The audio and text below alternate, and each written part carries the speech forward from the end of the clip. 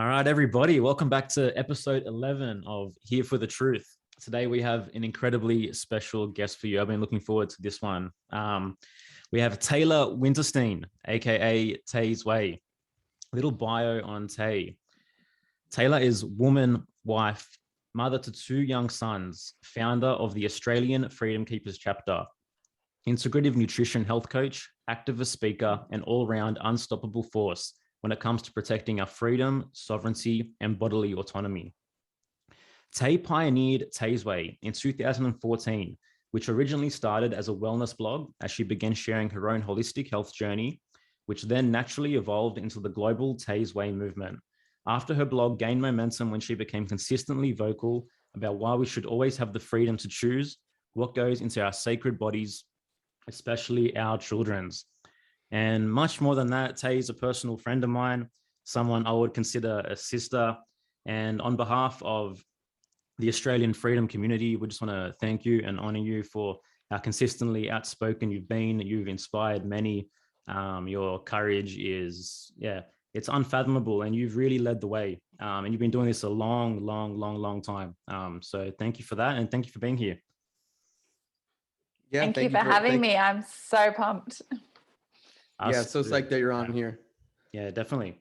So why are you here for the truth? Good question. Why am I here for the truth? Because I feel like right now is a time where people are seeking it more than ever. Like they've had enough. They've had enough of being pushed into a corner. They've had enough of being told they have to stay at home. They've had enough of being told that they can't work because they're not essential, I feel like right now people are seeking the truth, and this is perfect for us, like people like you and I and all of us on this call, because we have, I'm assuming, I'm probably guessing, we've been on this journey for quite some time. We've known what's been happening for quite some time now. And for a long time, it felt like, we were kind of banging our head against a brick wall, kind of sharing this information, constantly being called conspiracy theorists, constantly being told we're crazy. And now it's like we actually can share information and people are paying attention, because everything that was once a conspiracy theory is now all happening. We're actually living in this upside down world, and so people are paying attention. They're like, oh my gosh, what was that thing that you said? Remember, like you're speaking about this for years, and now like what's happening? Like it's actually at my doorstep. People are actually trying to make me take an injection that I don't want to take. And so it's like, okay, cool, people are really paying attention. And so yeah, I've been here for truth for a long time. I'm still here for truth. I will always be here for the truth, especially because I am a mother. I have two young children who are relying on me to stand in my power and be a stand for change and something different, and not not a world where these corrupt mofos want to bloody dictate and tell us what to do and what to take and how to live. It's time. Yeah, it's really time to stand up more than ever before. And I'm excited. I mean, I'm actually not scared. I'm actually excited, because we have to reach boiling point. We have to get to a point where people are so fed up that now they're going to like take to the streets and actually like use their voice and stand for something different.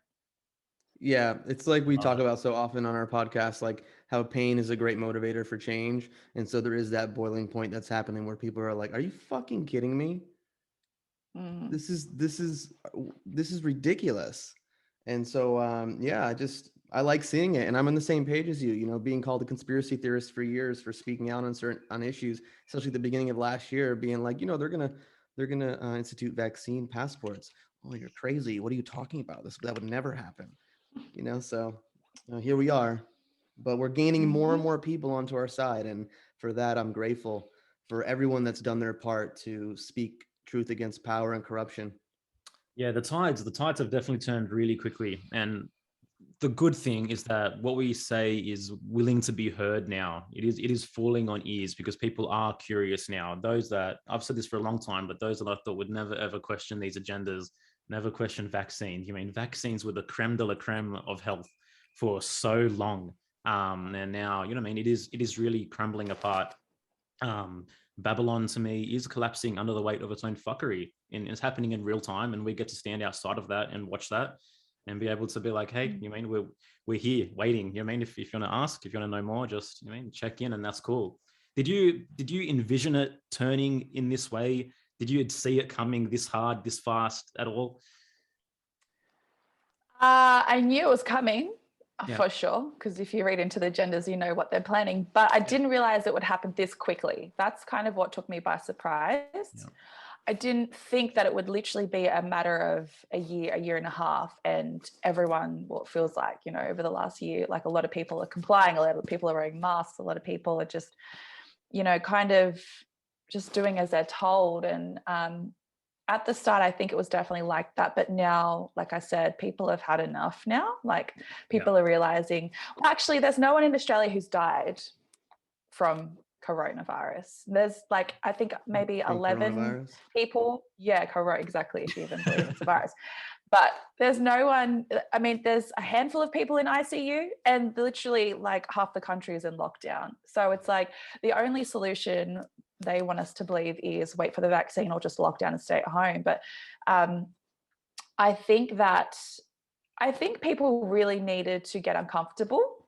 Like I think people really needed to go through some hardships over the last year to realize they have to start like waking up and making big moves and actually living the life that they truly desire. And that's actually one of the big motivating factors for us, is the fact that this whole thing has blown up, and now like, okay, sweet, now we're really going to go buy the land, now we're really going to go off grid. Like it's inspiring and motivating for us because we've spoken about it for so long, and now it's literally here. We're like, okay, cool, this is actually what we're going to do now. We're not just going to talk about it and we're not just going to talk about it and say this is what we're going to do. We're actually going to take action and go and do it now. So yeah, I think that this happening so quickly was a shock to all of us, but I feel like it's perfect the way that it's unfolded. And like I said, I'm not scared. I'm actually excited. Yeah. No, definitely. No, I would say, what got you started on all this? Oh, what got me started? So I have grown up very mainstream. I had very pro-vax parents, very like believe what the doctors say parents. My upbringing was filled of processed junk. I mean, we did have a nice, I remember my dad taking us to the farmer's market and buying us fruit and veggies, but we very much lived off like 2-minute noodles. We loved McDonald's. Like it was completely the opposite to how we live today. And I suffered from a lot of health issues. I suffered from skin issues, gut issues, fatigue. My sister and I went through sort of a little bit of a health crisis, I guess you could say. At 18, we got diagnosed with a tumor on our pituitary gland.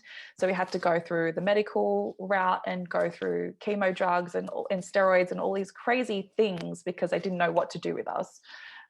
So yeah, I guess basically when I started looking into this was just after the year that I got married. Actually, we moved to Japan not long after that, and because my husband was playing and training and it was away for quite some time and I couldn't work because I couldn't speak Japanese, I was like, okay, I'm going to use this time wisely and actually like do what I want to do. And I started reading books, I started looking into documentaries. It started off with gut health. That's actually how I got started. It started off with researching about gut health. And then not long after that, you know, looking at all the environmental toxins, what I was eating, what I was putting on my skin, I started to look at obviously what we're injecting into our bodies. And then it all kind of exploded from there. There was something about vaccines in particular that really sparked my curiosity. And the one thing that I can put it down to, I guess, was my intuition. My intuition just kept saying, hey, look at this, you have to research this, look at this. And I just kept going with it. And I started a health blog about my foods and recipes and workouts that I was doing. And then soon it evolved into, hey, did you know what's in a vaccine? And at the time I was so naive because I didn't have kids. And I didn't realize it was such a hostile topic. And I just started talking about it. And people were like, oh my gosh, how dare you? Like, vaccines are safe. Like, we're not poisoning our kids. And I was like, wouldn't you want to know this information if you have kids? Like, wouldn't you want to look at this? Anyway, so I really copped a lot of heat when I started talking about it because I didn't have kids. So I was just like, oh, what do I know? Like, I haven't even had kids. And then I had my kids and I was like, oh, I'm not backing down now. So had my kids and I just went 100. Like I was just, nah, this is it. I'm not vaccinating my kids. this is how we're living. My kid is never sick. He's completely fine. He's so healthy. He's never had an injection, and just started sharing my story. I really started sharing my story, and that opened up the floodgates for parents to start messaging me and saying, hey, I've vaccinated and this is what happened to my kid. And even parents who didn't vaccinate say, hey, I've never vaccinated my kid. My kid's been fine. We never had antibiotics, never been on drugs, never had to go to hospital. And so I was like, wow, there's a whole other side of this that is not being shown, definitely not in mainstream media, and not even in the medical establishment. And so I just started sharing the other side of the story. And then, you know, because of what my husband does, or he used to do, he's retired now, but my husband is in the public eye. He has been a professional athlete for over 15 years, and you know, they love to kind of make out that anyone who's kind of married to a professional athlete is a bimbo. Basically, is like, they call us wags, wife and girlfriend. Like, basically we're just airheads and we don't know anything. And so they try to make me look like I'm stupid and I'm just money hungry and I'm a con artist and all these things all the time. I love it. I've been called every name under the sun. But yeah, my husband with his job thankfully played a role in the fact that it actually gave me exposure.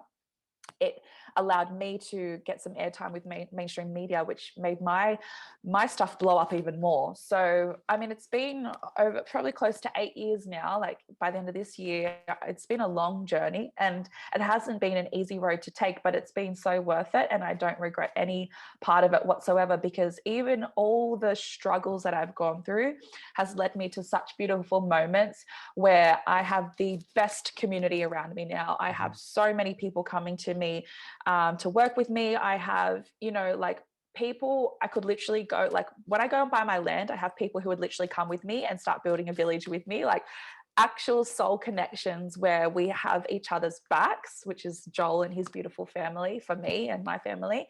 And yeah, we just wouldn't change a thing. We live the most beautiful life now. We definitely are like probably the top like anti-vaxxers in Australia. You, like, the media love to call us. But if you've read my stuff and you followed me for years, you'll know that I'm all for sovereignty. I'm for choice. I'm for freedom. I never tell people what to do, what they shouldn't do. I say what I do, which is I definitely don't vaccinate, and I don't vaccinate my children, but I'm not going to stand here and say, you better not vaccinate. Like, everyone hopefully has the intelligence now to make informed decisions. And that's all I've advocated for many, many years, is how to make an informed choice. Can I ask quickly, like you mentioned before, how you grew up in a more mainstream family and pro-vax parents. So as you were going on this journey, how was it navigating the relationship with your family? Yeah, it was interesting. I remember when I first started out, like, I was sending my family all this information and they were like, oh, we're working, we don't have time to read this.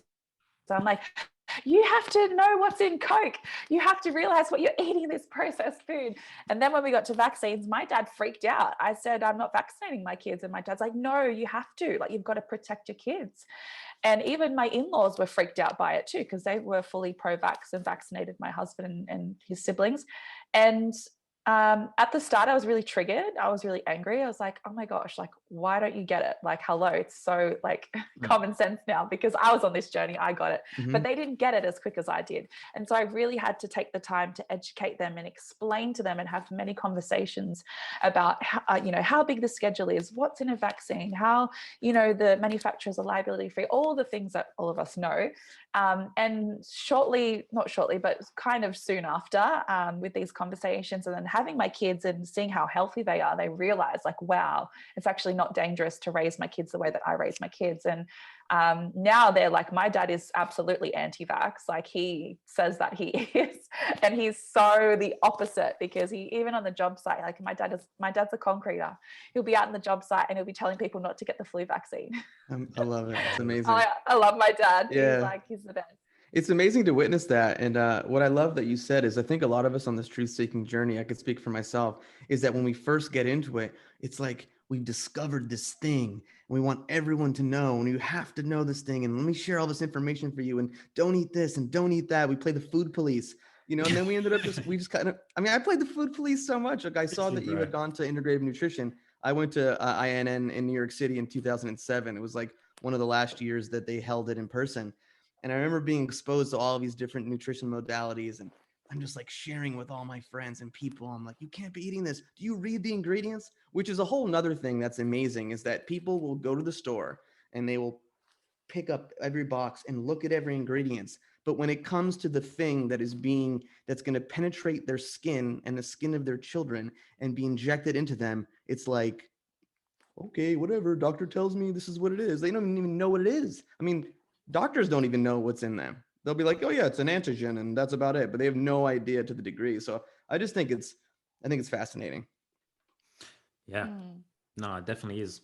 I just love the authentic journey you're on, and like it's such an archetypal thing, and so obvious that you are on a hero's journey from living your truth, and that timing really has worked out perfectly for you, and like everything that you went through and everything that you've done to be at this crossroads right now when all this is boiling over and you're standing there having already done all this inner work, having already uncovered it all, and to be in that position to just go live your best life and be that role model. Yeah, it's absolutely awesome. Yeah. And it's obvious too. Like she's It's obvious. glowing. She's Yeah. glowing. Like her I'm sure your kids glow as well. And so at some point you hope you go, well, the proof is in the pudding. Look at what I'm seeing. That's what it is. The proof is in the pudding. And I mean, beautiful, gorgeous family, etc., living their life, being healthy. Like, what is that? I want some of that, you know? And I think that's probably what maybe you've encountered over the years. yeah. And it's like Oh, the thing for is sure. like, you know, for most of us that are on this journey, like our kids have never seen a doctor, they've never had eczema, never really had constant runny noses, etc., etc., etc. And it's like, you mean how when did we start denying like reality as it presents ourselves? When did we start associating, you know what I mean, sickness and health the wrong way around? What is it to you that you think is so triggering initially on this topic? Is it because you think once someone's already made the decision to vaccinate their child, it's very difficult to consider the fact that they may have, you know what I mean, caused real serious damage, and that's a choice that they made? Yeah, that's 100% what it is. Parents don't want to feel guilty or shame that they might have done something that has completely damaged and destroyed their child's immune system without even like researching or looking into it, and they just blindly trusted what they were told. And so a lot of people don't want to look like a fool. They don't want to look like they were kind of negligent, I guess. And people don't want to face up to their choices that they've made. It's accountability is very hard for a lot of people, you know, like it's hard to face off with your own shit. It's hard to face off with the fact that your choices potentially fucked a lot of shit up in your life, and you've got to own that. You've actually got to address that. You've got to go and address the shadow and do the inner work. And a lot of people just don't want to do that right now. A lot of people don't even want to think for themselves. They want someone else to do the thinking for them. They want a quick fix. They want the easy way out. And so when you open up that can of worms and parents are faced with the possibility that their child is severely damaged because of a choice that they made and they didn't do any research into it, it's hard, and the guilt stays with a lot of parents for many, many years. I know parents around me today who still carry guilt and shame for the choices that they made, and they they have to try and recover their child now, and it's hard. It's a low vibration to carry every single day in your body, and they usually don't have the support. They're trying to support their child, and they're trying to work to get the money to buy the supplements or go to the chiro or detoxification, whatever it may be. And so the parents are kind of put on the back burner, so they don't really have time to address those feelings and address the frequency that they're operating at. And so it's that massively triggering, because once you realize what you've done, it's a long road to recovery for a lot of parents, and it takes effort. And like I said, people don't really want to think for themselves. They just want the quick fix. They want someone else to tell them what to do. So yeah, I take my hat off to the parents who've actually faced up to that and owned that, because it's hard and it's really sad, and it's a big feelings and emotions to move through to get to a point of really owning that and turning that around and using the struggle and turning the pain into your power, using the struggle to be your strength and your purpose and your motivation in life to get back on track. Yeah, it's massive. And like very often it's like that shame and that guilt is linked to so much more than just that choice, right? it's linked to guilt and shame from their entire childhood, all the conditioning, all the trauma. And once that's mobilized, a whole body of unconscious moves, which can really rattle the person. And if someone, I guess, isn't brave or courageous enough, they more than often will be willing to die on their sword than to face that. But yeah, it's certainly not easy whatsoever. And the thing is, it's not just their fault, right? We live in this malignant culture which has brainwashed us for so long to outsource all our fear, all our trust, all our responsibility onto people and systems and institutions, that now it's coming to the surface, the fact that these people, they do not want the best for us at all. In fact, it's quite the opposite right now. It's looking like, they want to destroy us for all intents and purposes. That's what's happening. So yeah, it's tough. Do you I'm just going to come in and say this because there's differences between the US and Australia, but it feels like there's less cases and less deaths, and yet you're having more intense lockdowns there. And I'm curious why you think that is, and I'm curious if you think it plays into the fact that Australia gave their guns away, or at some point in time historically. Do you think that plays a role at all?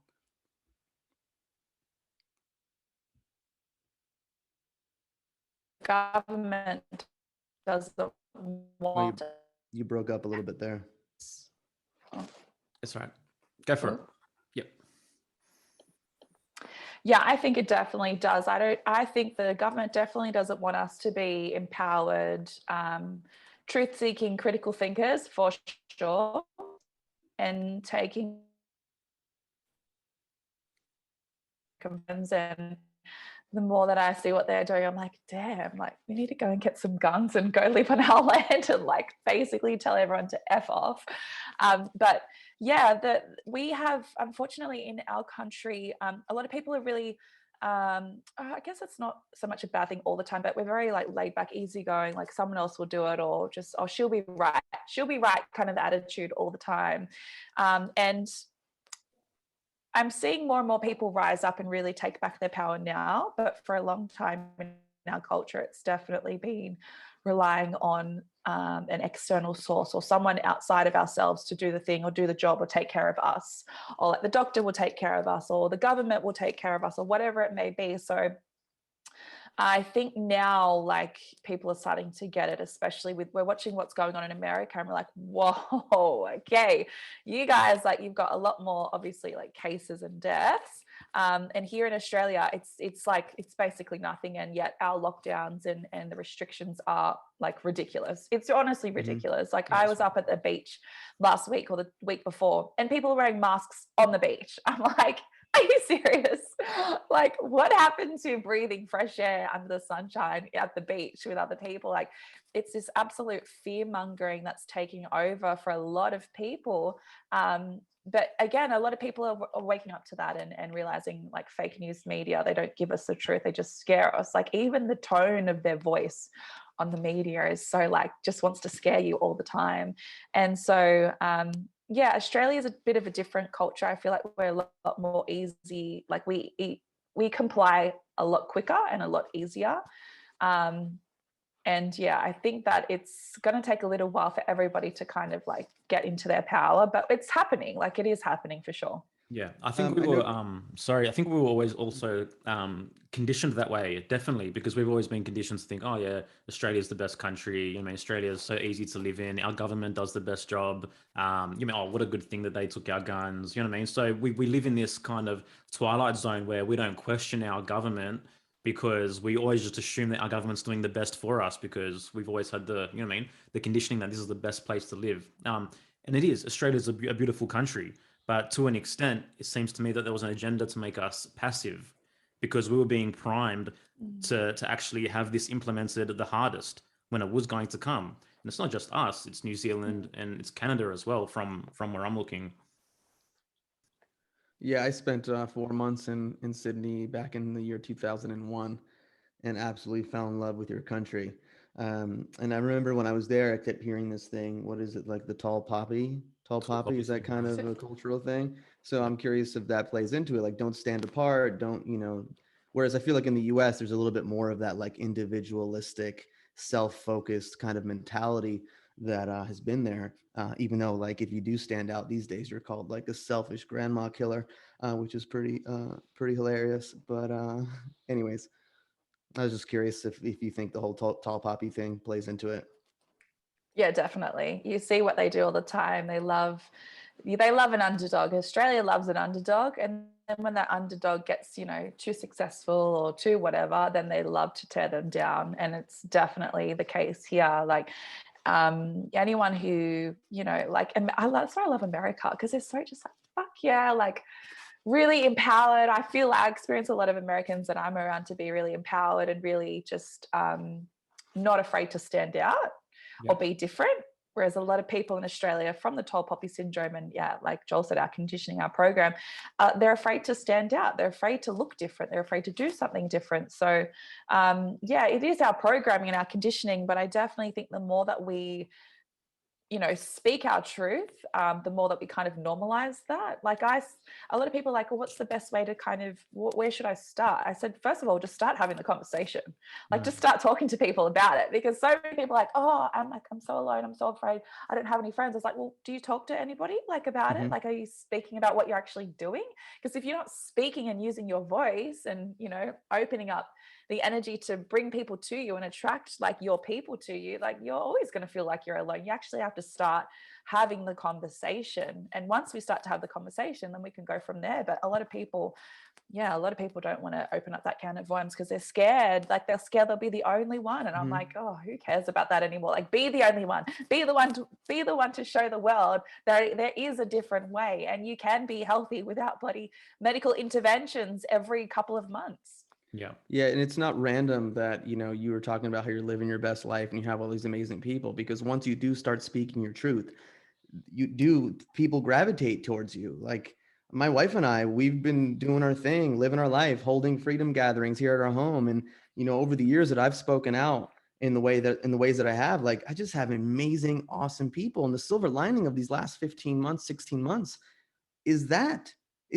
there's been even more incredible people that have come into my life in the last 6 months, just because you're speaking out, you're going to similar events, etc. And people are hungry for it. We went to a Health Freedom for Humanity Los Angeles meetup that they had for the first time on Sunday. And there were people there speaking out that are kind of like the only ones in their families and in their communities. And they're just thirsty and hungry for community, that like-minded people. And so, once you start speaking out, that's when people get drawn to you. And we are building a community. I mean, LA County, you can just imagine how things are politically here, though there are pockets of people coming together, and it's incredible. And we're building a fierce ass tribe here. And I just love it. And I think the more and more people speak out in their own ways, whether it's with their families, their friend groups, whether it's on social media, whether it's creating a podcast or blog, like every little bit helps. Yeah. And as we had on a previous podcast with David Whitehead, he said, even just changing your thinking around it is going to have an impact on your community and the people around you. Like talking about the 100th monkey effect, just shift yourself, start at home, and then see what happens. But it's pretty awesome, the work that you've done over these years and what's coming from it. Yeah. And I think community is going to become something, or a theme that is going to become a lot more important as these times continue to roll on. You know what I mean? Because the system is going the way that the system's going, and those that choose to step outside of that, community is kind of, you know what I mean, the only choice. And there are going to be factions and pockets of people getting together outside of that don't want to comply. They're not going to obviously kowtow, you know what I mean, and get the vaccine to continue on their normal life. They're being forced to make those decisions to live more in their truth and live more authentically. So what is it for you, Tay, in your experience, you mean, that makes community so important? I read a quote yesterday or the day before: community is the new currency. And community is also the answer to all of this. Is why like we're looking to buy off grid and like just get our tribe around us and get like I said to my husband, he's like, what are we going to do with our kid? Like, you know, if we're going to be so isolated, I was like, no, I said, buy the land and the community and the village will come. Like the people will come, you know, because everybody, like a lot of people in this movement are at a point where we just want to go and find some land and live together and let that be our community. And we all support each other and everyone, you know, plays a part and has a role or a job to take care of. And, we realize and we know the government doesn't care about us. Like the government does not have our best interests at heart. We cannot rely on the government to like save us or, you know, solve this and give us the answer or the quick fix. Like the answers and where the solution lies is literally in the community, especially when it comes to mums in this movement who feel so isolated, who feel like they've got no support, who feel like they have to do everything all on their own. Like this is where community gets to come, like gather around these mums, especially with these vaccine injured children, and really protect them and nurture them and support them. And, you know, I'm in the community every week. There's something that we're doing. I'm sure that you guys are the same. Like every week there's something to go to or something that we're doing. And, you know, just being around other human beings who think like you is just soul medicine. It's just so soul medicine. It is so nourishing. Yeah. And you feel like you don't even have to be discussing like big things. Like just go there and have a chat and walk away feeling like, oh, that was so nice. Like, you and know, hug I needed someone. that. And hug someone. Yes. And feel the connection and touch them. And what does that mean? I mean, we've become so disconnected. We've been conditioned to fear something so important, so nourishing, and so basic, which is physical contact with another being, which I think was part of the plan, part of the agenda. Well, of course, man. I mean, the war is on community, right? So they're targeting the medicine to an extent, you know. So Yeah. Well, they don't want us to mobilize. Yeah. It was just interesting. My wife did her dissertation on the interrelational dynamics of touch. And when she decided to do this topic, she didn't think it was that big of a deal. Little did she know that when she was going to be finishing her PhD, it'd be one of the most controversial topics on the planet, which I think is fascinating. And it is important. Like touch is not, as she says, it's not this luxury. It is imperative. It is important for survival. And if we don't get that physical contact, you know, if babies don't get physical contact, they wither away and they die. It's so imperative. Well, it's like that. I'm sure there's a study or something that came out. It was like a study on monkeys or something, and what they went to. Like there was food, there was something else, and then there was like love and connection. And the monkey always chose love and connection over food to survive. Like that's what we crave. That's what we crave is connection and community and human physical touch, love. You know, even smiling at somebody, like smiling, like. Yeah. It makes you smile instantly when I see someone else smiling at me, you know, and just laughing like, oh my gosh, the last year and a bit has been so taxing on laughter and joy and fun. And I say to a lot of people right now, like, if you do anything, just reclaim your joy, reclaim your fun, go out and do something silly, like be silly, be like get back into your childlike state. Like we really are missing that right now because everything's so serious and heavy and they want us to be scared. And it's like, get back into the vibration of joy and watch so many things start to shift for you. And it sounds so simple, but it honestly, like that's one of the biggest things that we do in our house every single day. We're always playing, we turn on the music, we're always dancing, like we're always making sure that we're bringing our vibration back up, especially if we've been exposed to something that's really like, heavy or just feels like yuck. We're just like, okay, turn the music on, let's go have some fun. Yeah. And smiling. Yeah. Smiling. Well, I mean, they've tried to. They tried to take our faces away from us now, right?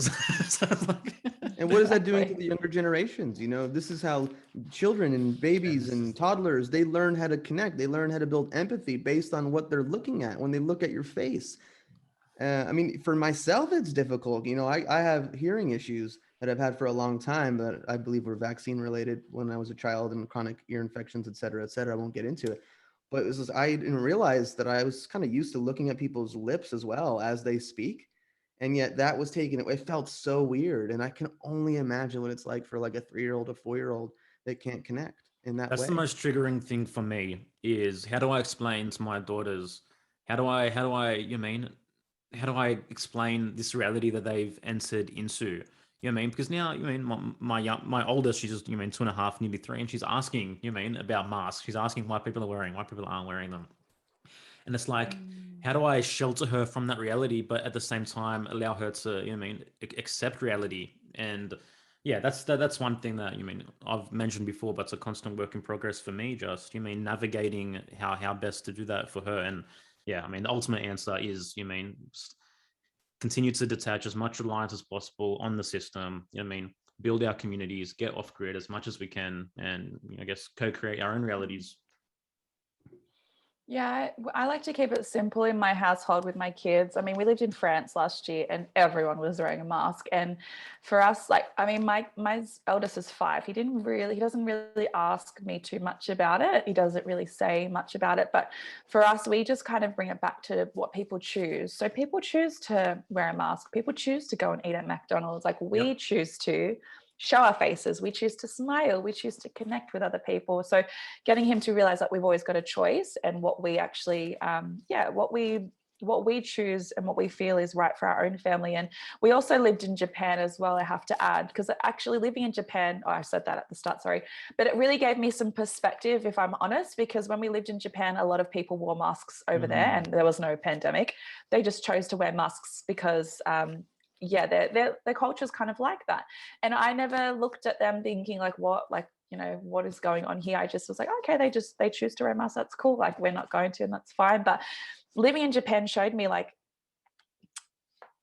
I can be in a country or around a culture where they're actually like covering their faces and it not affect me, but now it's affecting me because I know it's all bullshit and it's annoying me. Like, why are you doing that? Like, you're not even at risk, kind of thing. So it kind of shifted my perspective in thinking, well, actually, if I kind of remember back to the time where I lived in Japan and people were wearing masks all the time and I never thought twice about it, I just thought, well, that's their choice. Like that, they just want to choose to wear that. That's cool. Like, I choose not to, and that's fine. So we're kind of raising our kids with that same mindset of, well, like I teach my kids, well, you know, some people choose to wear a mask and we definitely don't wear a mask. Like some people choose to get vaccinated and we definitely choose not to get vaccinated. And just reminding people, like our kids, like, you know, not everyone's going to live how we live, and we can't force and expect everyone to be on the same page, because they're not. Some people are actually just not going to get it. They're not going to, I don't want to say they're not going to make it, but they're just not going to get to where we are going, right? They're not going to wake up in this lifetime, and that's cool. They're on their own journey. It's their life to live, and we just have to respect that and just let it go. Like,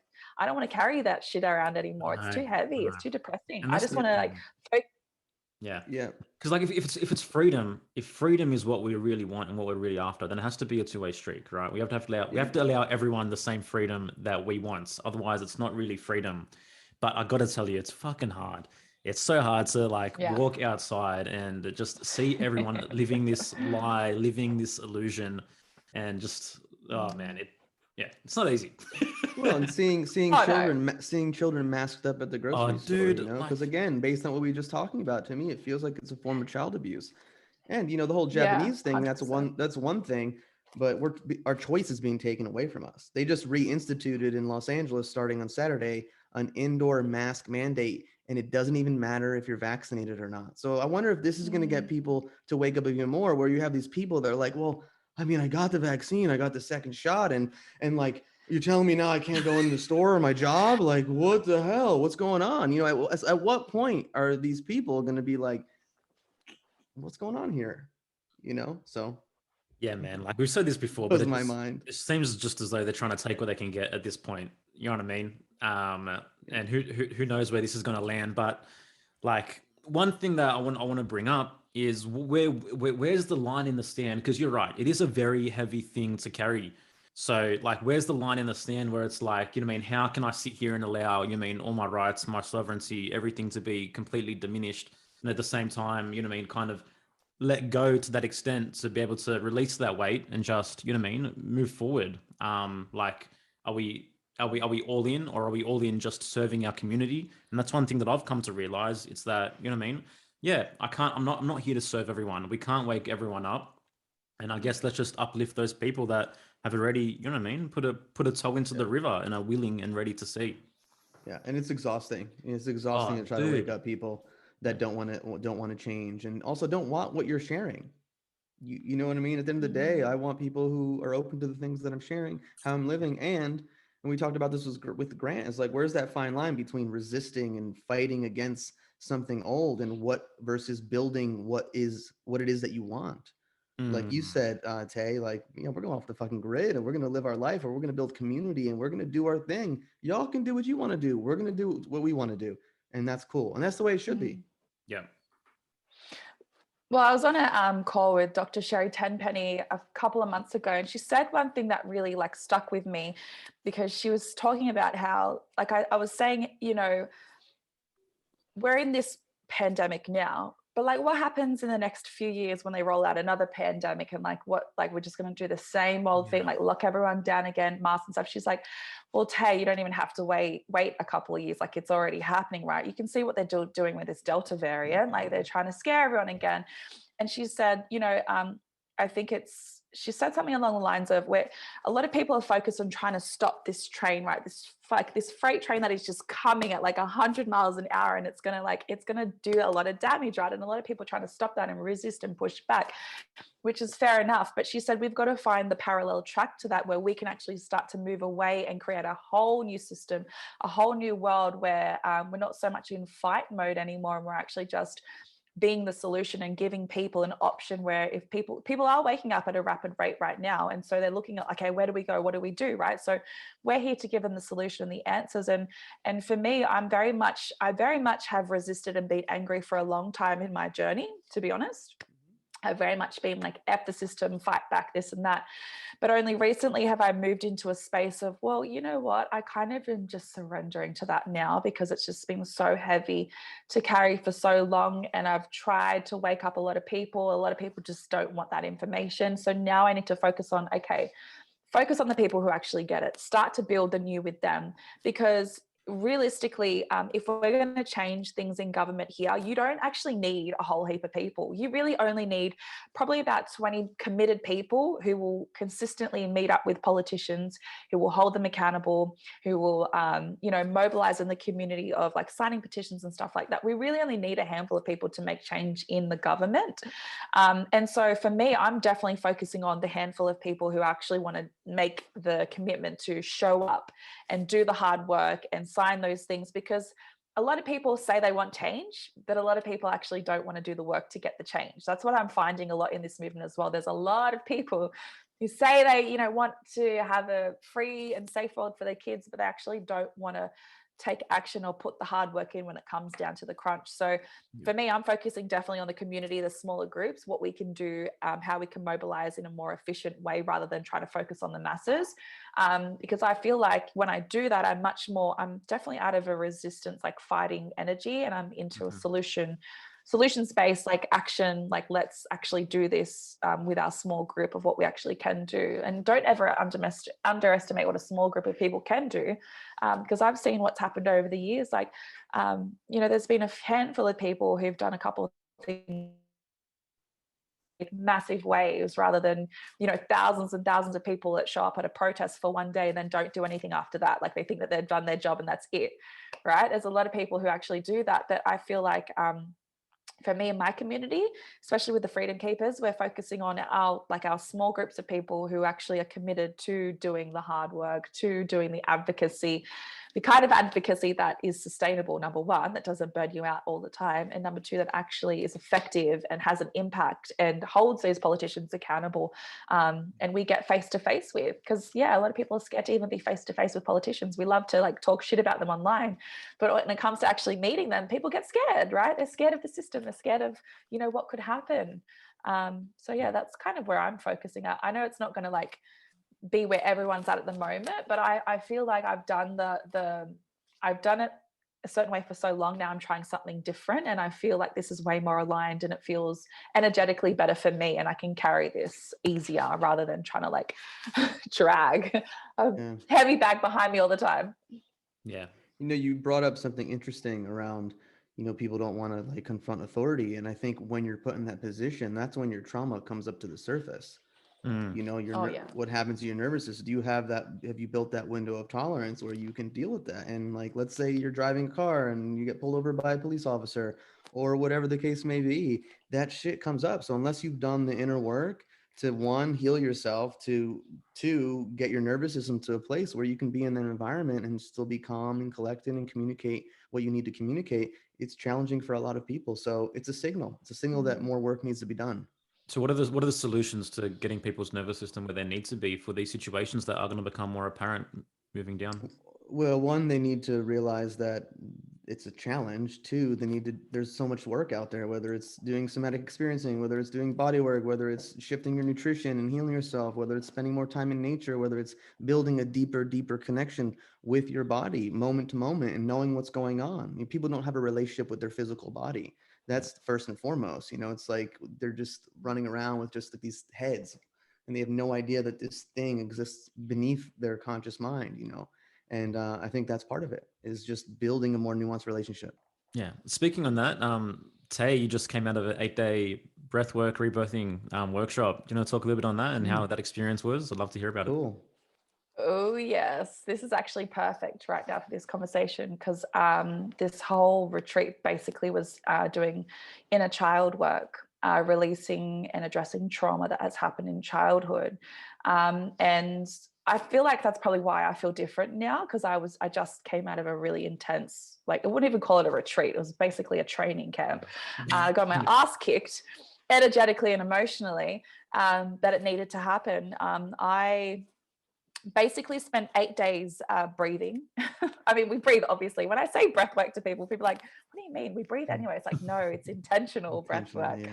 And it's breathing just through the nose. So you not only obviously like highly oxygenate your body, but you activate the intelligence system in your nasal passages that create life force, where the prana is at, right? Like you're basically filling your body full of prana and life force. And I had so many like crazy up and down experiences, like some big highs and some really deep, dark lows, where I was like sitting in my process for like days. I'm kind of still in my process, to be honest. It's still sort of landing and integrating right now.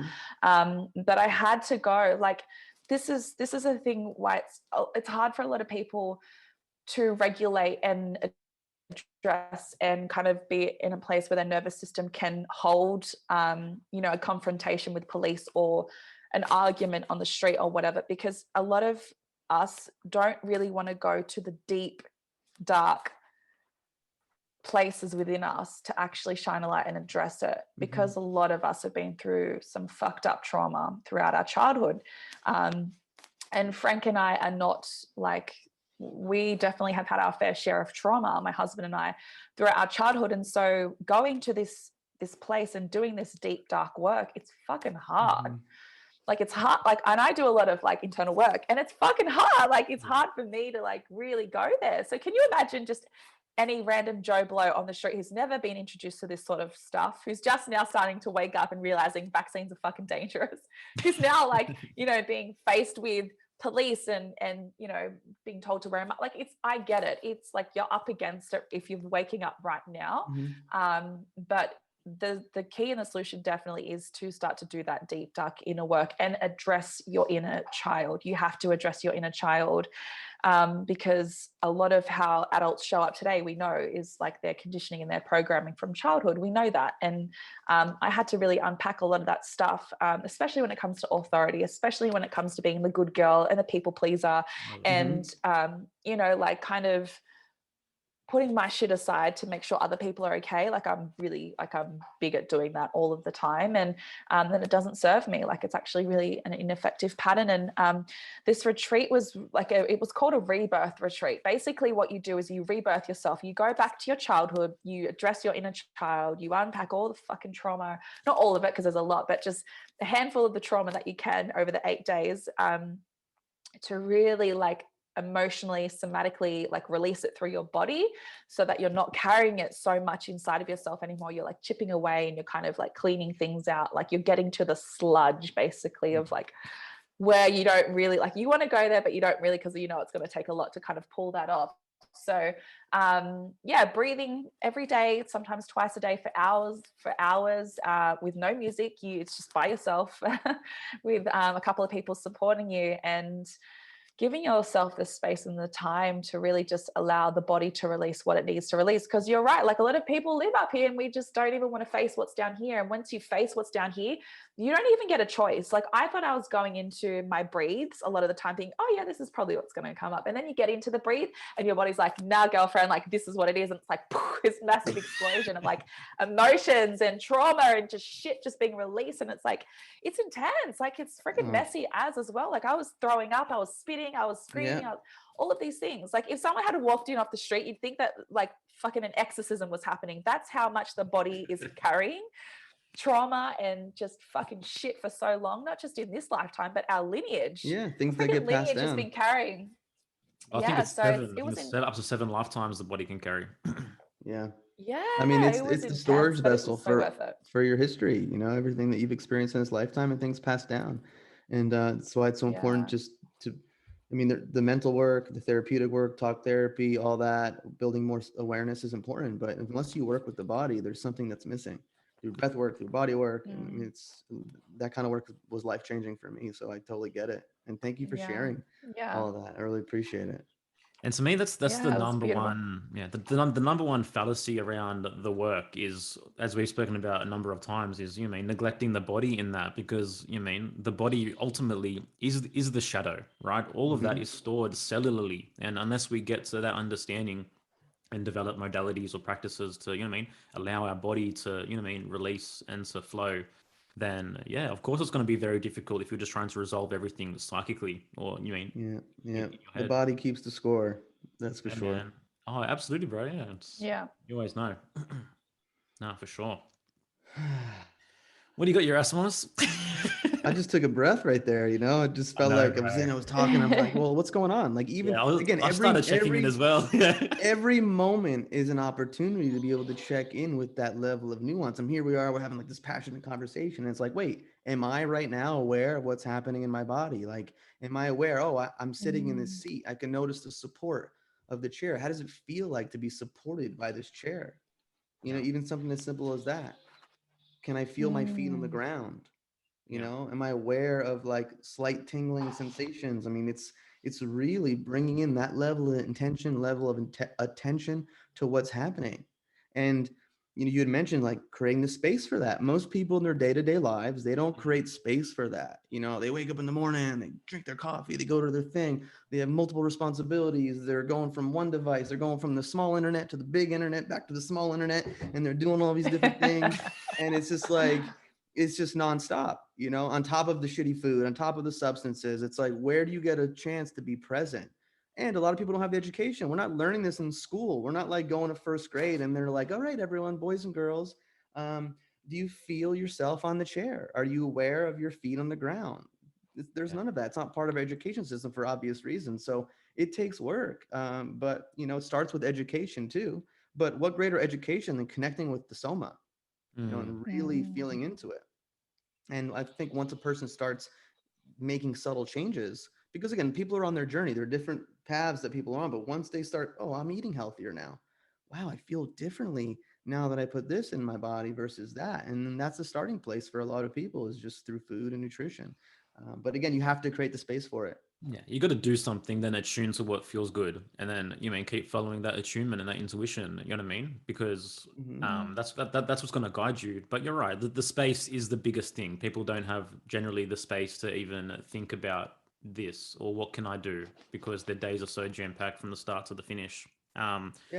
But ultimately, if you're on the path, then you're gonna hear that little whisper coming through the cracks saying something needs to change. You know what I mean? What can I do? And ultimately, you do know what that whisper's telling you to do. Whether it's eliminate one thing which is deeply self-sabotaging, which will in some instances open up the space for you to develop some kind of practice or to do something deeper. So yeah, space first step. No doubt about that. For me, just quickly, what came out of that retreat, I realized how much I've been conditioned to operate from survival mode, literally since childhood. And my nervous system has been so wound up for literally decades. Like I thought that was just how I was. Like that's how I am, right? And then I got to that retreat and I started to unwind my nervous system in such a huge way where I realized, fuck, like I don't need to be operating from fight or flight all the time. Like, why am I constantly doing that? Like, I actually allowed myself the space to unwind, and now I'm at a place where, like, okay, cool, I'm actually enjoying the spaciousness in my day, and I don't feel guilty like, oh, I need to be doing something. Like, actually, no. Yeah. The only thing I need to be doing right now is resting and enjoying my kids and lying down, letting my body like do what it wants to do, like taking in nature. Like, that's actually like the luxury right now, because we live in such a fast-paced world where it's busy, go, do all the things. Like, even in this movement, even people doing the work, I find people doing the work who are very busy, very, very busy all the time. And it's like, wow, you're actually not even gifting ourselves this space and time to just be. Yeah. So that's one big thing I've taken out of that. Yeah. We develop a different relationship with time when we do the work, right? We're not stuck in that constant desire, have, wants kind of thing. When you attune to the soma as the center, then everything kind of slows down and you actually become more effective in what it is that you're trying to achieve. Because obviously your discernment is honed at the same time, and you are listening to your body and you realize intuitively what is the right thing for me to do. And there's effectiveness in that.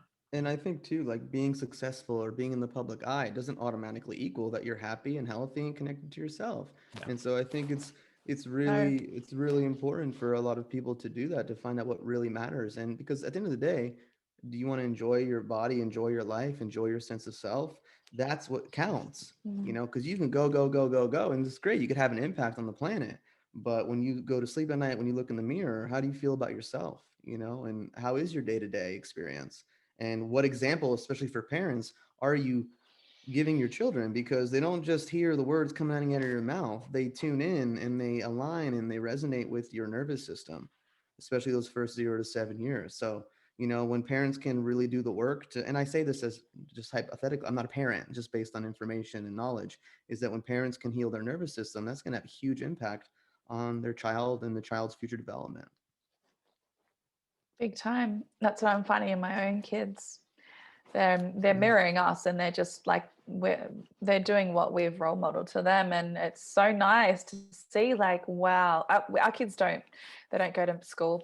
We homeschool, and like, that's very relaxed homeschool. We live our life the way that we want to live our lives. And they're the most adaptable, easygoing, funny, like, happy kids. Like, they fit into any social setting. There's no awkwardness. They're not scared. They're not scared kids. And that's because they see, like, their mum and dad, like, we're not scared parents. We don't live in fear. Like, we don't think that that's how we should be raising our kids, especially, you know, we do see the kids in the masks and stuff. And it's just like, wow, they are going to be growing up as very scared adults, very scared and paranoid and panicked adults all the time. And that's not who we need leading the future. Like, my children are the future leaders, like, not the kids, unfortunately, wearing the bloody mask, making everyone else feel panicked and scared. And it's sad, but it is exciting at the same time, because, you know, Joel's kids as well, like, there's a massive community of kids right now growing up in a world where they're not scared, they're not wearing masks, they're not in fear all the time. It's like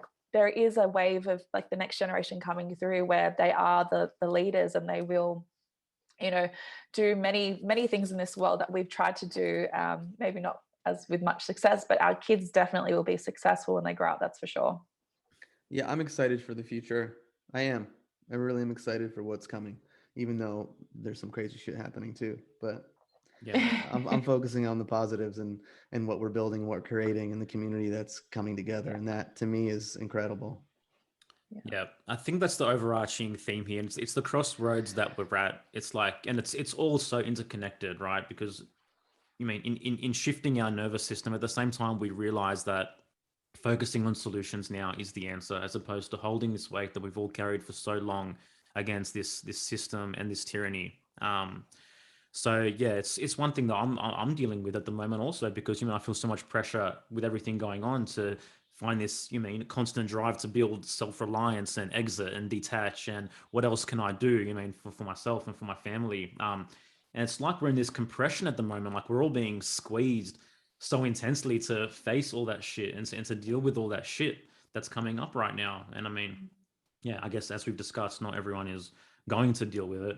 But yeah, that's the opportunity at hand now. It's never been more obvious what the work is, in my opinion. Yeah, and that's the silver lining. And I think we saw it from the beginning of this. from the beginning of last year is there's people that when they're spending all this extra time at home, they're like, well, what do I really want with my life? I've spoken to a lot of people. They're like, you know what? I left this relationship. I left this job. Like, this is what I really want, you know? So they're taking this time to go deeper and look inward. And then there's another group, another faction of people that are diving deeper into the self-sabotaging behaviors, ignoring that whisper inside, and, you know, not taking care of themselves. So I find it fascinating. I feel like we're separating into like these two camps of human beings, which is interesting to witness, more so than obviously any time in history. Definitely, man. I think that there's more of us than there is of them, that's for sure. And like for me, I feel like it's already done. We've already won. This is just a matter of how we get there, and how we get there is going back to community, back to villages, you know, being self-sustainable, not relying on the government, definitely not relying on the government for anything. And, you know, knowing how to grow your own food and get the water, and like go back to the hunter-gatherer days where we actually are self-sufficient. I think that, the more that we focus on that, like the people will come. A lot of people might not come. Well, they won't come because it's not their time to wake up, but we'll be opening up the floodgates, that's for sure, for people to come through and be like, oh, thank you. Like, this is the solution. You've already done it. Like, now we can just vibe together in our little village and be happy. Yeah. Yeah. What do you think? I mean, all that's amazing and beautiful, though I'm curious to ask you, what do you think is going to happen the next year to 2 years with everything that's happening? What do you think's next year to 2 years? I'll start with the sad stuff because I think there's going to be a lot of damage. I honestly think that there's going to be a lot of damage that happens from these injections. There's going to be a lot of people really, really, really hurt by an industry or entity or a government who they thought had their best interests at heart. I feel like what's going to happen in the next couple of years for this movement, personally, I feel like we're definitely going to be branching off and just going a whole different way, creating a whole new world, a whole new system, where we are self-sustainable. Like, we'll be definitely at the start of that, and in motion to build and like network with other people and start to really have each other's backs. But I think on the other side of that, like you said, there's kind of like two camps going on different directions. I hate to say it, but I feel like there's going to be even more pressure when it comes to this. I say injection, I don't want to call it a bloody vaccine because I don't think it's a vaccine, but I think there's going to be more pressure to get this injection. There's going to be, they say they won't mandate it, but you know what they're doing. It's like, well, it's not mandatory, but you can't buy food and you can't go out to the shop and you can't socialize and you can't go to a pub and you can't play sport if you don't have the injection. So it's like, it's not mandatory. It is mandatory. Yeah, but it's not mandatory. You so do I have a think choice it's there. definitely going to get, it's going to get worse before it gets better, for sure. Personally, that's what I think. It has to get worse before it gets better because, like I said, we're at a boiling point now. Like, it's a pressure cooker. Everyone's like fucking annoyed and upset and angry. And so I think after like what happens the next year is going to show really like what power we really do have. And hopefully there'll be some sort of politician, you know, actually listening to the people who can make a change and actually stop what's going on. But it really comes down to like us. Like, are we willing to get face to face with these people and hold them accountable? Or are we willing to just like let that all go and just build our whole other world in a different place where, it's like that parallel train track where this train wreck is going this way and we've gone a completely different way and we don't even care about that way anymore. Well, that's where I keep moving more towards. Is that if you look at it from the level that, you know what I mean, the government or this authority that is a narcissistic gaslighting abuser, you can't really negotiate with that, right? So from a hermetic level of as above so below, as within so without, for me, it's like, is reform even possible here? You know what I mean? I don't think it is. You have this controlling, abusive force. You got to walk away. How can you fix a fixed system? I think Grant said that. You know, it's fixed. Like, this is happening for a reason. It's all by design. So, like, how do you fix that? You know, do you spend time trying to fix it, or do you spend time trying to build something new? I think that's a question that people are grappling with, and right now, and even in this dialogue, in this conversation. Yeah, man. Well, we're all living the process in real time and trying to figure it out in real time right now. You know what I mean? This is the phase where we are building those opportunities and the potential solutions. It's right. It's all coming to fruition as we speak, in a sense. And yeah, it's a crazy ass experience. That's for fucking sure. Yeah. Yeah. Though I'm happy that my soul decided to incarnate during this time to have this experience, because it's a pretty fucking wild time to be alive. I like it. It is, Yeah, man. but we have to stand in our light now. Like that's where we get to stand in our power, set our light, and lead the way for other people. They might not follow, like they might not, want to borrow what we're doing, but that's fine. I always say, like, I've spent so many times trying to like wake people up and shake them, and they just resisted and got angry at me. And now I just let them be, and I just lead by example. I live my life, I do my thing, I raise my healthy kids, and naturally people gravitate towards that. I'm like, hey, what is that? What are you doing again? Like, Yeah. what worked for you? Like, that's how you get people to pay attention, is simply by the way that you be, the way that you show up, the way that you live. Like, look at my family. I've got a beautiful freaking family. People pay attention to that. It's like, whatever they're doing must be working, right? You're not going to pay attention to someone giving health advice that looks like shit. And a lot of these politicians look like shit. A lot of these GPs and these doctors look like shit, right? There were so many crazy. amazing memes going around like all last year, especially like with some of the health directors, or whatever you want, health ministers in like the USA and Canada, that just blew my mind. I think it was the LA County health minister. Literally looked like she was like a skeleton or a character from The Walking Dead. And it's like, yeah, sure. Please tell me how to live my life. I'd love to look like have the same tone of skin, and get out of my face. Like, just give me a break. Like, that's for me is where I just kind of like laugh it off. I'm like, it's a joke. It is a joke, man. It's absolutely a joke. Yeah. It's like we're in a time of reversals, right? Like now, like the veil's just kind of, you know what I mean? It's dropping to an extent, and everyone's finally opening their eyes for the first time. And you mean the sleep is separating, and we're just like, what the hell has actually been going on? I've been listening to you for how long about what's good for me? Like, what the fuck? Yeah. I've been ignoring the person who's super healthy and smiling and amazing and loves their life. Yeah. Nah, I think something's off. Like code red, I gotta go that way now. Oh, dude. Yeah. But hey, but when you see in like a no, you go. Sorry. That's all good. When you see in a couple years' time, right, when you've got one world living with masks and social distancing and QR code check-in and vaccine injections, and then you've got a whole other group of people who are living free and happy and fun and play and healthy, like, what are you going to choose? Seriously, like, it's that obvious. Do you want to choose this quality of life or this dark quality of life where you're basically the government's little bitch all the time and you have to do what they say? It's like, it's obvious to me. Yeah, the proof is in the pudding. I agree. It's definitely obvious to me. Yeah, but what's not obvious to most people is the fact that they've got to deal with their inner burdens first, and that's what's blocking them from making the right choice. Yeah, because a lot of people want to choose the chains. They don't want freedom. They want freedom from freedom, which is a phrase I think we hear and talk about all the time. And so I think many people, given the option, they'll still choose the chains. They'll choose that because the other path, the path of joy, abundance, love, and connection, is so triggering to their nervous system. They're used to chaos. They're used to the chains. They're used to the prison of the mind, of the body. And so they'll go towards that because they'll feel safer there. It feels more like home. So it comes back down to the inner work. It comes back down to doing what you need to do for yourself. Yeah, and there's no freedom without responsibility, and it's that second word, responsibility, which is the triggering part, because no one wants to take self-responsibility for anything in their lives. Yeah, because you need responsibility.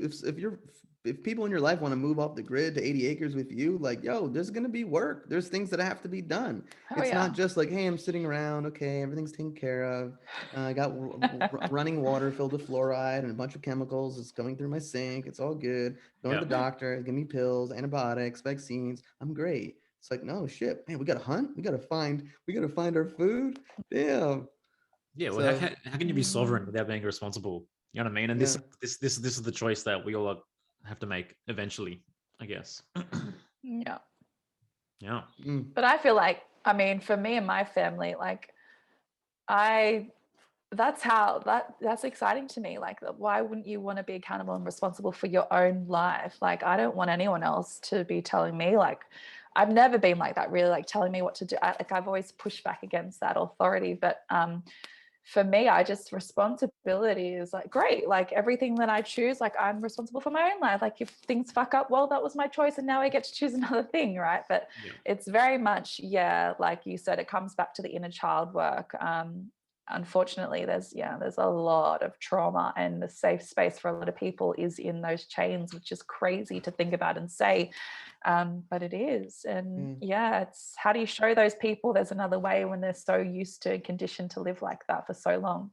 There is another way. It's called Tay's way. No, but on that note, I want to ask you this, like, to the mothers that may be watching this, and maybe mothers that maybe haven't been on the path as long as we have, or kind of just dipping their toe in the water. What do you have to say to them?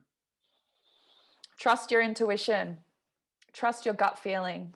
First and foremost, if you know something is off, something is off. And you don't even have to have the answers or the why or the how. You know, as a mother, your maternal instincts, they literally have gotten us here since the beginning of time. Trust your intuition, especially when someone is telling you, hey, just, take this pill, inject this into your child. Your child is going to be a lot healthier and protected if you do. Like, no. Alarm bells are going off. They're going off for a reason. And then start to just open yourself up to different opinions, different information that you've never come across before. Like when I started my journey, I had never heard about holistic health. I never knew about colonics and detoxing and nothing, like not even yoga. I wasn't even into yoga. Like I thought that was like really extreme.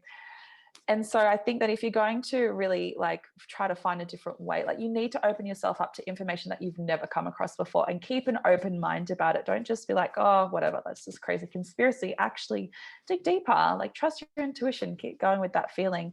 And know that you as a mum always has your child's best interests at heart, not the government, not the doctor, no one but you. You know your baby best. You're the one that has to be up late at night with that child, settling your child, nurturing your child. So please trust yourself and back yourself when you get that intuitive hit or that gut feeling of like, hang on, something's off here. Maybe I should wait. Maybe I should do more research. Maybe I should ask somebody about it who's not really, forcing me or pressuring me to do something that I don't want to do, especially a medical intervention. So, that's like the best piece of advice I feel like I can always give mums, because everyone's going to be on a different journey. Everyone's going to have different perspectives and different belief systems, but everyone has an intuition, right? Everyone's got that intuition, inner guidance, that feeling, that inner knowing. So trust that will never lead you astray. Yeah. And because we're so I good. Love it. I just wanted to take a couple moments, a couple breaths to just take that in. And not that I'm a mom, but I feel like you're not a mom, dude. Shit.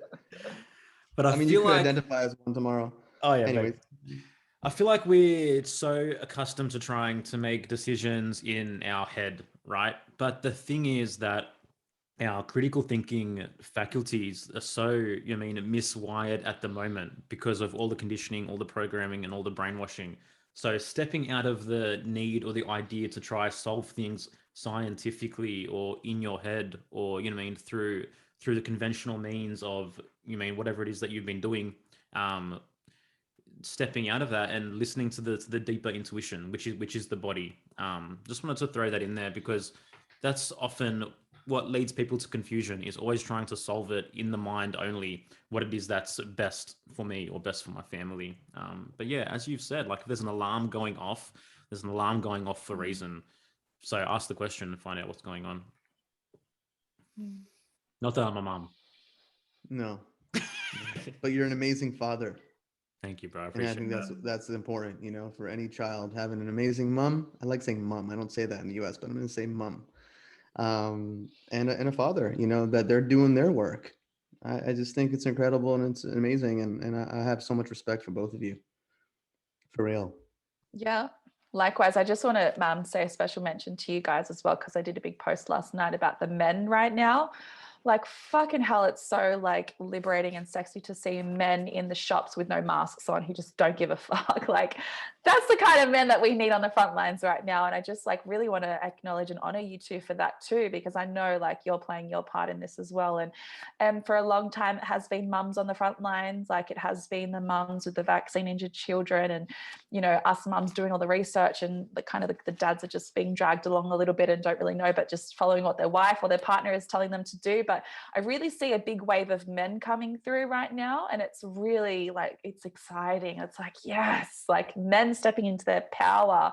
Fuck yeah, because we need it. We need to be standing alongside our men too. Like we can't just think that the mums are just the ones that are going to do this. Like we actually need the men to be here. Like no, I think was it there's a fact or a saying or something like no culture or no population or group of people has ever survived without strong men. So it's like calling forward the strong men right now. We need you guys. We need you to be standing alongside us and not wearing the masks and saying no and not complying, because that's what's going to help shift this paradigm as well.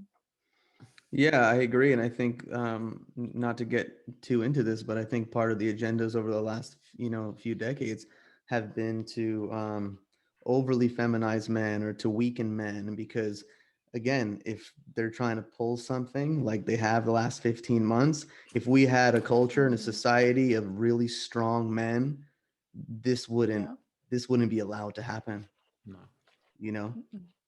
So but yeah, it takes both. It takes strong men, strong women, filled with love, filled with joy, filled with compassion, and filled with a fucking fierce desire to kick some fucking ass too. Yes, Absolutely. that's why we're here. Yeah. Nah, thank you, Tay. And you're definitely right. There is a wave of men waking up right now, and you know what I mean. I think it's just the fact that they're seeing that this is it. There's the line that does not go any further than here. Right? It's like either I make the decision now, or that's it. There's no extra rope. There's no extra time. It's, you know what I mean. Are you going to allow this to take place or not? So yeah, no, I agree. It's definitely good to see men standing up. Yeah, and I just want to, because I noticed you said it's sexy, and I've spoken to a lot of women, especially here in LA, and they say similar things, is that when they're seeing men not bending the knee to corrupt forces and corrupt government and to corrupt mandates, they're just like, I like that, So I think Fuck yeah. Yes.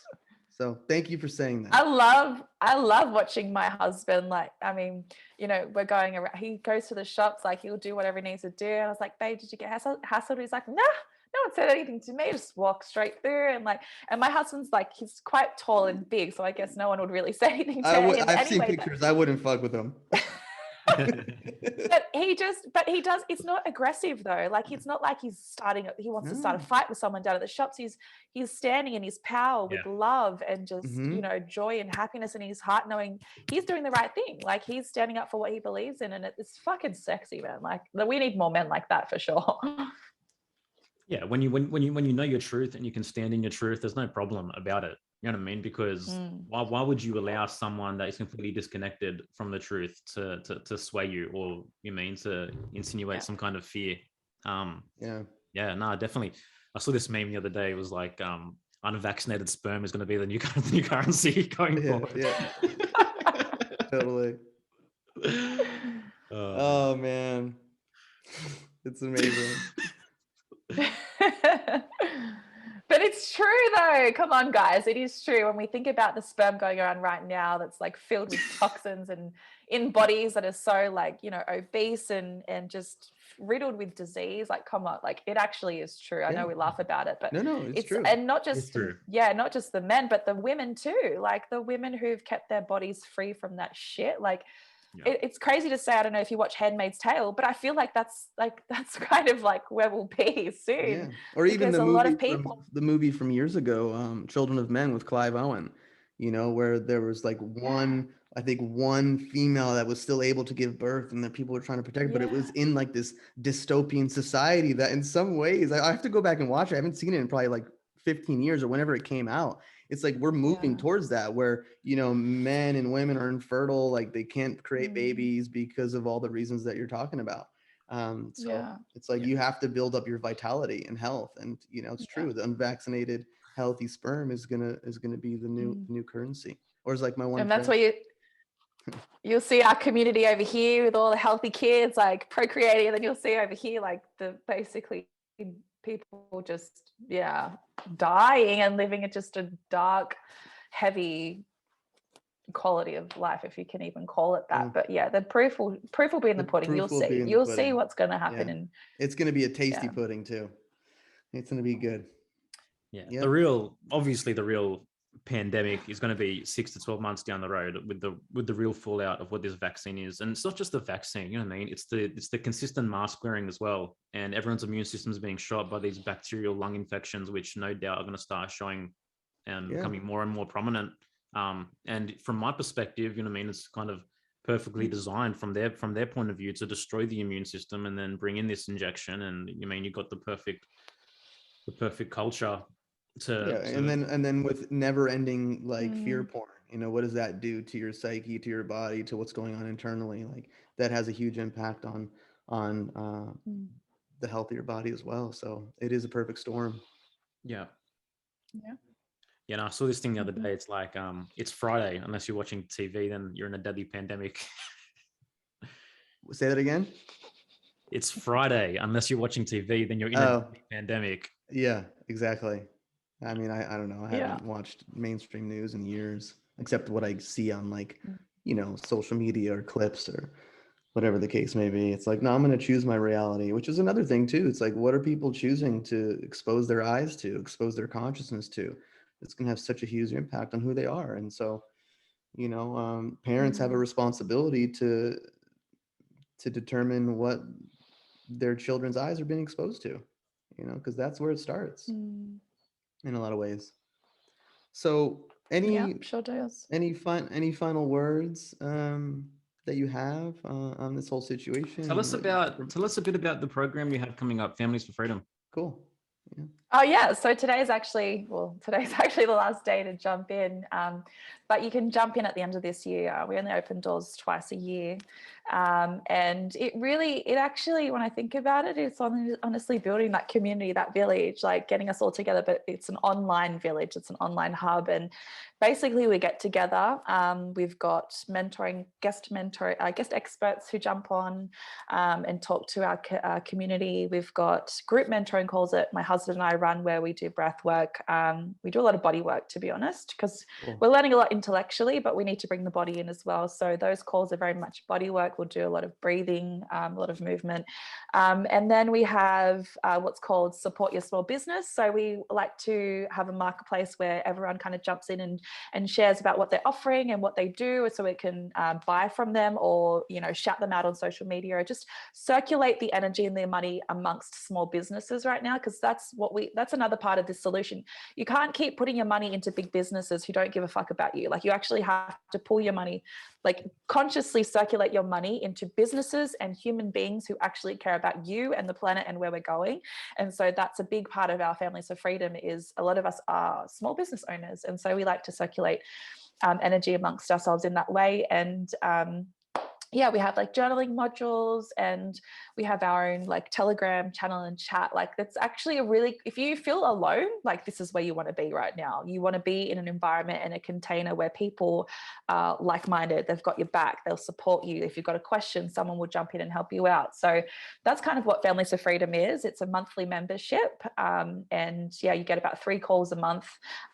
You pay $88 Aussie a month, and you get access to so much. Like, there's so much in this. But we do close doors today. But if you're listening to this now, later on, you can jump back in December. We actually have a whole bunch of epic guest experts lined up to speak over the next 6 months, which is going to be awesome. And then, like, my husband, if you jump on my husband's page, he's always doing like breathwork trainings. So he's certified in Soma, but he's also being certified to do rebirthing, which I honestly think rebirthing is a game changer personally, because rebirthing is the one I feel like that gets to the deep, intense inner child, like, trauma work. So he will be certified in that very soon. And then what else do we have going on? Just, jump onto Freedom Keepers, see where the community meetups are at. I kind of am not putting too much on my plate, to be honest, because, like I said, I'm in that energy, in that space of, I just want to have space and time to just be and relax and not do all the things so much. So you can kind of just follow along on my page if you want to. You don't have to, but I do post a lot of triggering content if you're up for it. So that's I think if someone's the watching this, they're probably up for it. Yeah, hopefully. And do you want to share your, social website, etc.? Yeah, so you can find me at Taze_way_. You have to type the whole thing in because I'm shadow banned and censored at the moment. But that's where I'm at on Instagram. Or you can find me tazewaymovement.com.au or Tazeway Movement on Telegram is a good place to go as well. But probably through Instagram you can find what we do. We also have a podcast as well, which we need to record another episode very soon because we've kind of been on a bit of a hiatus. But that's also what we're at as well. Just doing what we can. We're parents, we're raising our kids, running a household, running a business. We're doing the best that we can and just servicing the community as best as we can as well. You're doing a pretty amazing job. Yeah, incredible. Tay, thank you so much for taking the time to join us. I know obviously you are a mom, you have a family, you're doing so much for the community. So really appreciate you sparing this hour and a half to join us. And thank you for being you and showing up the way that you show up and standing in your truth for as long as you have. And you continue to do so and grow so. And thank you. Yeah, thank you so much. It's nice. Thank you for having me on. It's been beautiful. All right, guys. Thanks for listening. We'll see you next week. Take care. Bye. Smoking mirrors, I'm seeing through the illusion. Waking up in a time, they think you're in a delusion. Somebody set the alarms, cause they be too busy snoozing. I'm in a DeLorean.